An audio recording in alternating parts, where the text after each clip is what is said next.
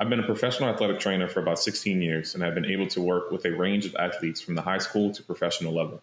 Right now, I run a clinic in Cincinnati and have most recently been training with some players on the Bengals.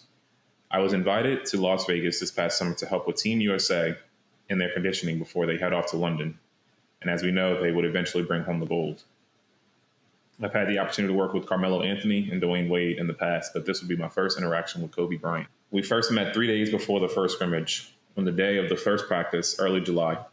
It was a brief conversation where we talked about conditioning, where he would be, where he would like to be by the end of the summer, and we talked a little bit about the hustle of the select team. Then he got my number, and I let him know that if he ever wanted some extra training, he could hit me up anytime. The night before the first scrimmage, I remember I was watching Casablanca for the first time, and it was about 3:30 a.m. I lay in bed, slowly fading away when I heard my cell phone ring. It was Kobe. I nervously picked up. Hey, Rob, I hope I'm not disturbing anything, right? No, what's up, Kobe? Just wondering if you can help me out with some conditioning work, that's all. I checked my clock, 4:15 a.m. Yeah, sure. I'll see you in the facility in a little bit. It took me about 20 minutes to go get my gear and out of the hotel. I went. When I arrived and opened the room to the main practice floor, I saw Kobe alone. He was drenched in sweat as if he had just taken a swim. It wasn't even 5 a.m. We did some conditioning work for the next hour and 15 minutes. Then we entered the weight room where he would do a multitude of strength training exercises for the next 45 minutes. After that, we parted ways and he went back to the practice floor to shoot. I went back to my hotel and crashed. I was expected to be at the floor again at about 11 a.m. I woke up feeling sleepy, drowsy, and almost pretty much every side effect of sleep deprivation. Thanks, Kobe. I had a bagel and headed to the practice facility. This next part I remember very vividly. All the Team USA players were there, feeling good for the first scrimmage. LeBron was talking to Carmelo, if I remember correctly, and was trying to explain something to Kevin Durant as well. On the right side of the practice facility was Kobe by himself shooting jumpers. And this is how our next conversation went. I went over to him, patted him on the back, and said, "Good work this morning." Huh? Like the conditioning. Good work. Oh, yeah, thanks, Rob. I really appreciate it. So when did you finish? Finish what? Finish getting your shots up. When did you leave the facility? He said, "Oh, I was just about to leave now. I wanted to make 800 shots in a row before I left." My jaw dropped. It was then that I realized that there's no surprise to why he's been as effective as he was last season. Every story about his dedication, every quote that he said about all the hard work had come together and hit me like a train. It's no surprise to me that he's dunking on players 10 years younger than him. And it wasn't a surprise to me earlier this year when he led the league in scoring. That's actually an excerpt from an old athletic trainer of the USA team when we went on to win the Olympic gold medal. So yeah, crazy story about Kobe Bryant.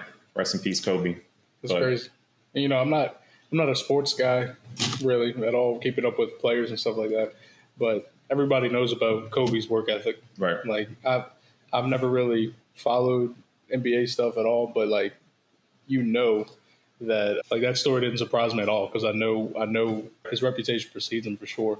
And that. Yeah, I can bet like you know where the story was going before I even finished it. Yeah. Just because you knew Kobe and his persona and what his reputation means. Right. But rest in peace, Kobe. Probably one of my favorite basketball players of all time. It would probably be between him and Steph Curry.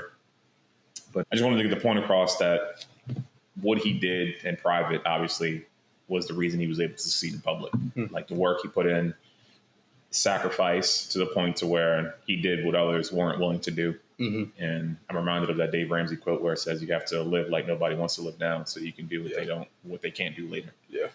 And that's the embodiment of Kobe and the Mamba mentality. Yeah. And, you know, it's I feel like it's one thing to do that, but it's another thing to do it in private.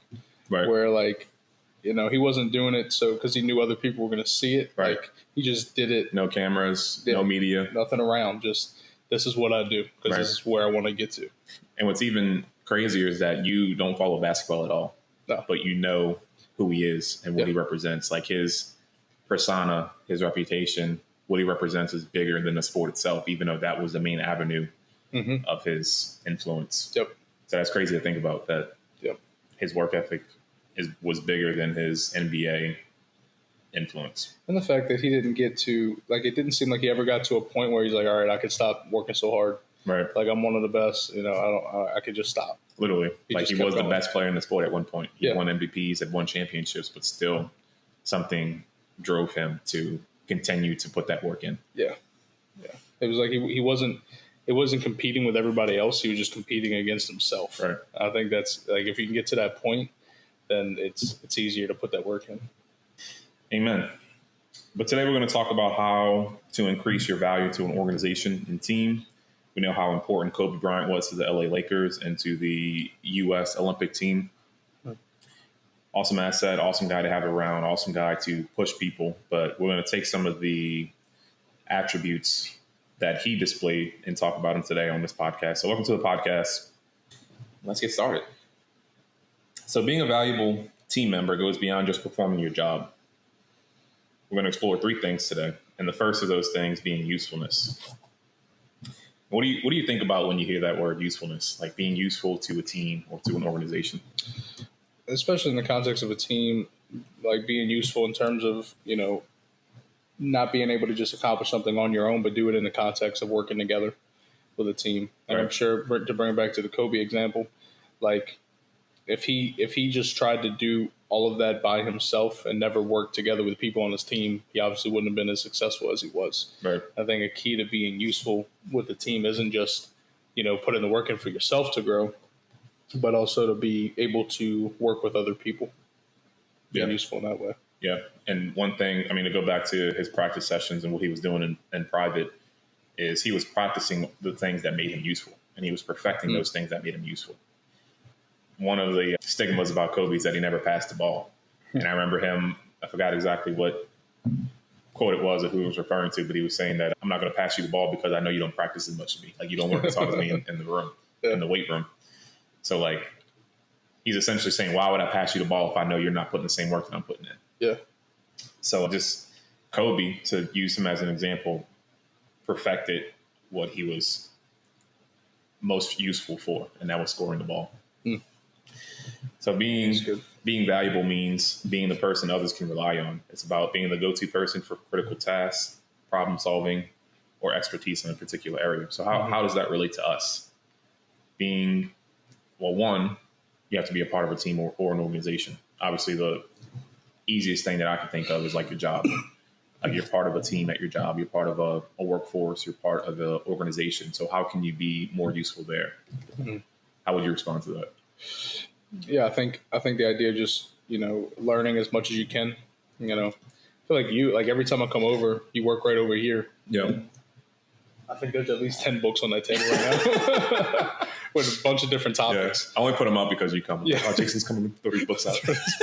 No, but when I saw that earlier, I was like, this dude, like, always being, wanting to learn and looking at things that you're doing and not just doing things to get things done, but reflecting on them of, all right, how could I have done that better? Right. And not doing it in like a legalistic way or a perfection type way, but just how can I make myself better? How can I make myself more useful in this way and be more efficient? Yeah. Not just getting things done, but doing them as efficiently as possible so I can accomplish more and do more. And what I was reminded of as you were mentioning what you just mentioned is having a mindset change to where you're not doing what needs to be done, or not only doing what needs to be done, but going beyond and above like your task list. I have here that it's key to understand your role and also to dominate your role. So if you know your part, one, get clarity of what exactly you're supposed to do. If you're part of an organization that isn't as clear as far as your role is concerned, get clarity in that. And once you get clarity in that and understand what's required of you, what you're responsible for, like, dominate that thing. Like, make sure that your specific task, your functions, anything that you're over is like buttoned up, I's are dotted, T's are crossed. It's the shiniest part of that organization. And if you can understand that and develop in usefulness, then you'll have no problem getting promoted. And that's on anything, not even just a job, like an organization that you work with. To tie back Kobe to the point of usefulness, like, coaches saw over time, like, this guy puts up 800 shots before he leaves the gym. We're probably going to give him the ball when, we're down by 3 and there's 5 seconds left on the clock. Kobe's going to get the ball. Right. Because he demonstrated his usefulness. Yeah. It helps you with even with influence among the other people on the team. Yeah. Because they know that whatever you're going to do is going to be done with excellence. Right. And if it's not, they know the next time you do it will be, because Right. you would have learned from it. Right. And it just helps your influence on the team as a whole, for sure. Yeah. Like there's no doubt in the minds of Kobe's teammates that he was going to get the ball at the last second when a shot was necessary. And nobody had a problem with it because they knew how useful he was in that situation, how much work he had put in to prepare for that.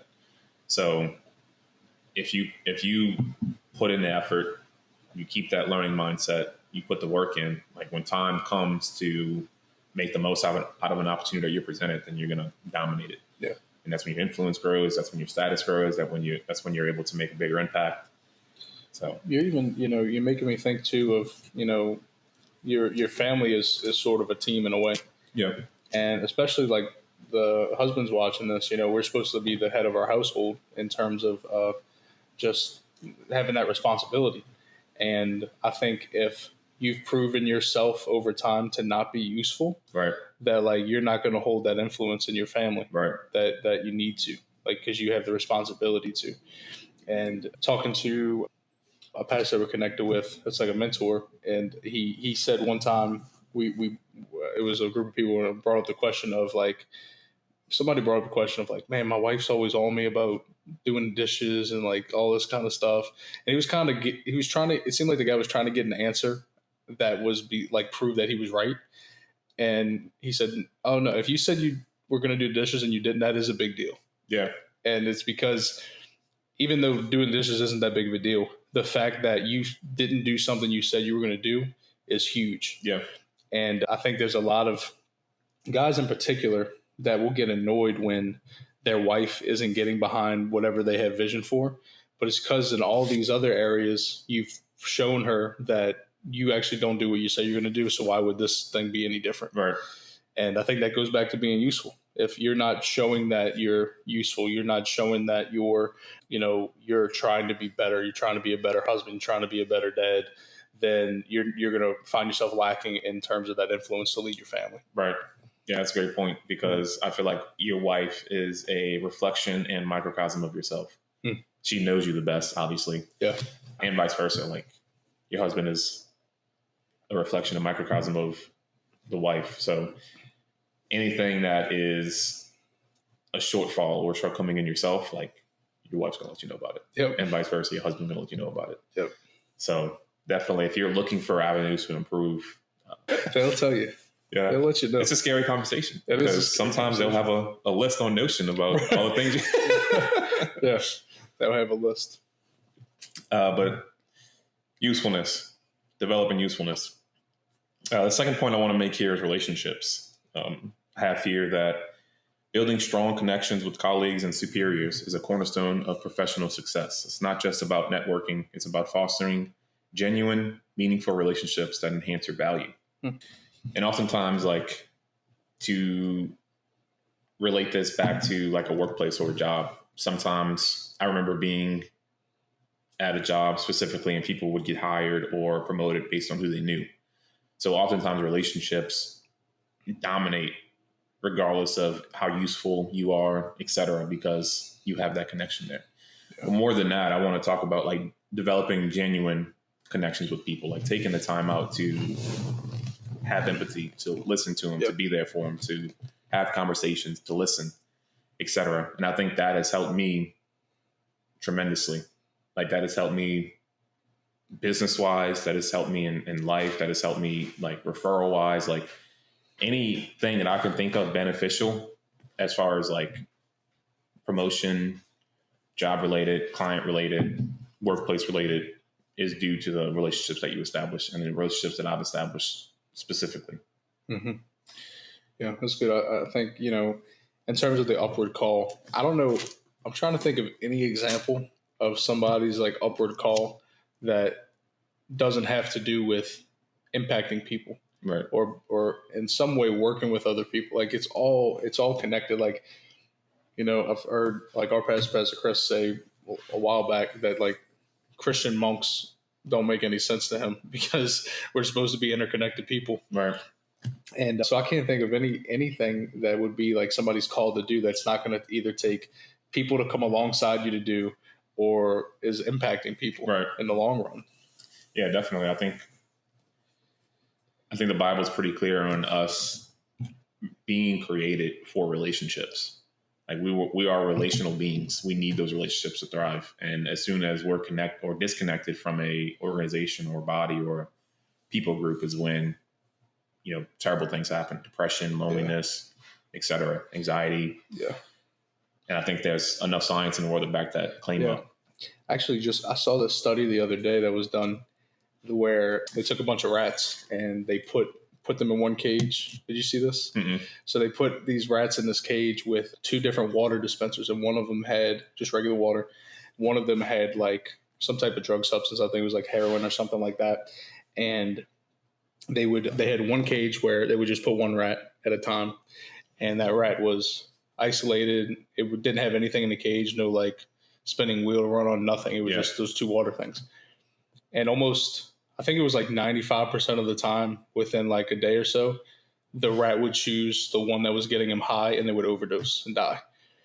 And then they did one, they called it Rat City. So they put like every fun thing they could think of for a rat. They put the wheels, they put blocks of cheese, they put a bunch of other rats in there for like community, they put like tunnels, they put things to dig, and they put the same two dispensers.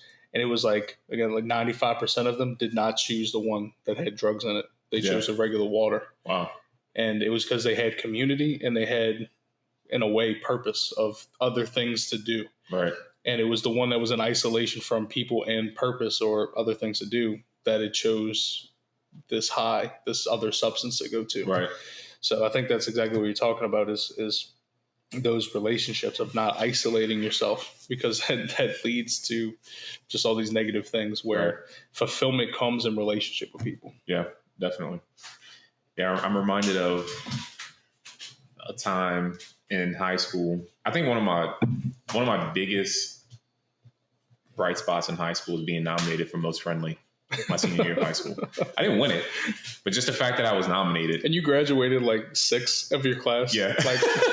And that was your highlight. Yeah. I mean, I don't know. I just think that because people thought of me in that way, like that meant a lot more to me than like grades essentially.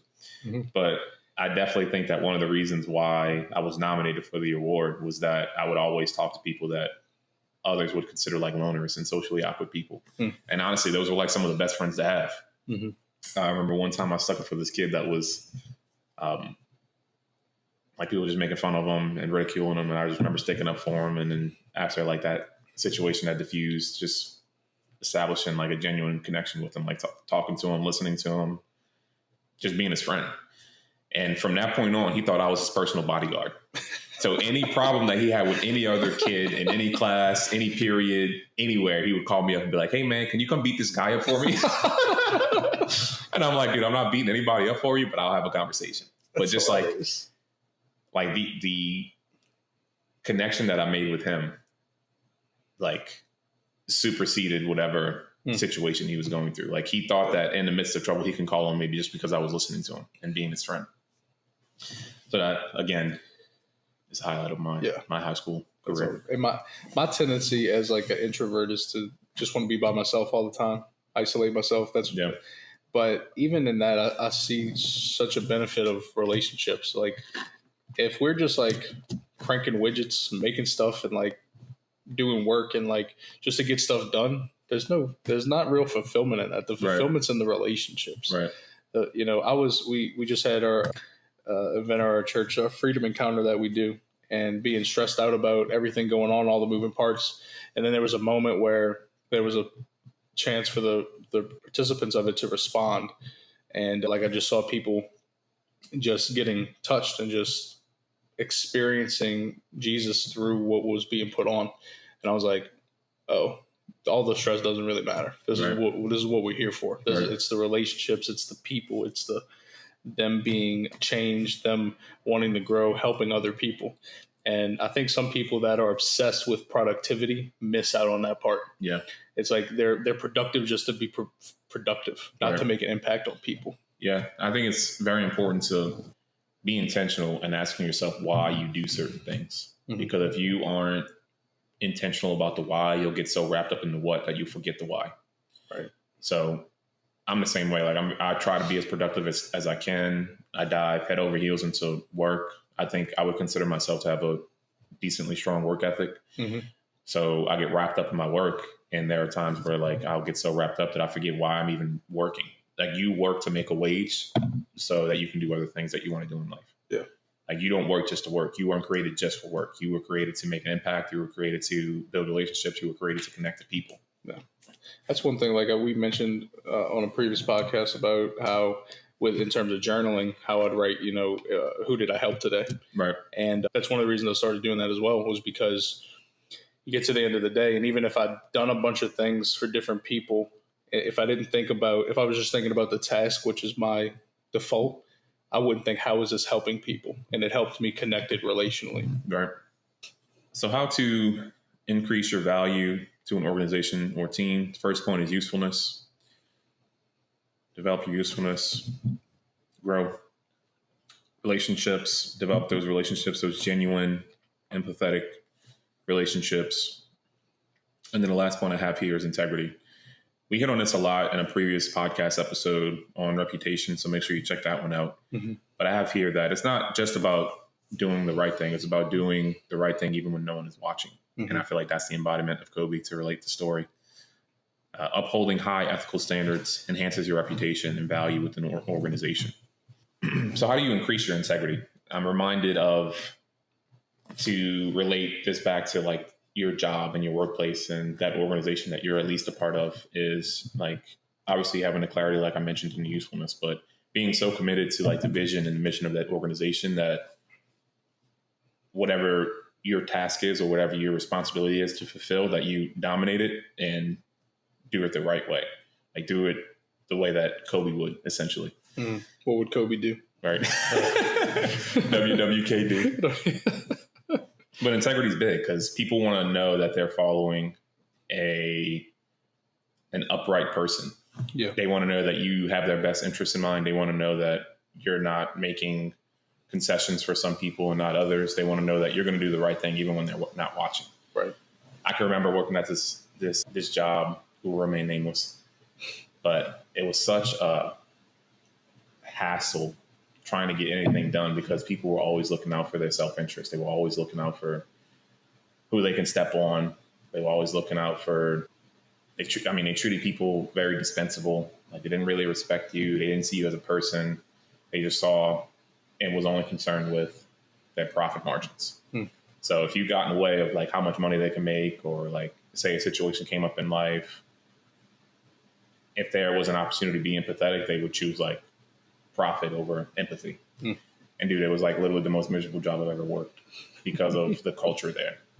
Mm-hmm. But if their culture was one of integrity, if it was one of uprightness, I mean, honestly, I'd probably still be there. Yeah. But I think having that job taught me a lot of what I didn't want to do, like growing up, and what I wanted to make sure didn't happen as I aged and one day like would be a part of an organization and have responsibility, have task, and the authority to delegate, etc. Right. So, yeah. There's a book by Larry Stockstill called Model Man of God. And I think this is where he shares that is in that book. But he talks about the best test of integrity is when you're watching people at the grocery store, if they put their cart back or not. Because nobody's watching them. Right. Like if you're at the grocery store and you got your cart, nobody's watching you. You know the right thing to do is to put it back in the thing. Right. But it doesn't have high stakes. Like it's not these negative effects if you don't put it back. Nobody's watching you. But so now every time I go to the grocery store, I'm like, now you think Larry Stock's still watching you, so yeah. You go put the cart back. Right, I got to put the cart back. But it's things like that, where it's like, you can get away with it, but are you going to have integrity or not? Right. And, I even remember when I first started going to our church, and I saw one of the pastors there driving, and I saw somebody cut him off. And I remember seeing, because he's in his truck by himself, doesn't know I'm looking, and I wanted to see if he was going to curse. And I had just started coming to church, so I wanted to see. And he didn't at all. He like barely even looked mad. He just drove off. And so people are watching even when you don't think they are. Yeah. And I think it's, like you were saying, it's vital to working with a team because nobody wants to work with somebody that doesn't have integrity. Right. You know that they're going to say one thing and do the other. So nobody wants to work with somebody like that. And we talked about this on a previous episode, but just to reiterate, I think you can fake integrity for a season, but you can't fake it for multiple.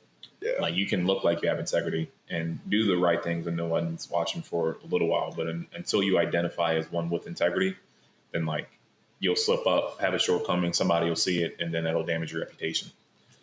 So usefulness, relationships, and integrity. And I guarantee you that if you implement those three things or are more intentional with growing in those three areas, then you'll start to see yourself be more valuable to an organization and to a team. Yeah.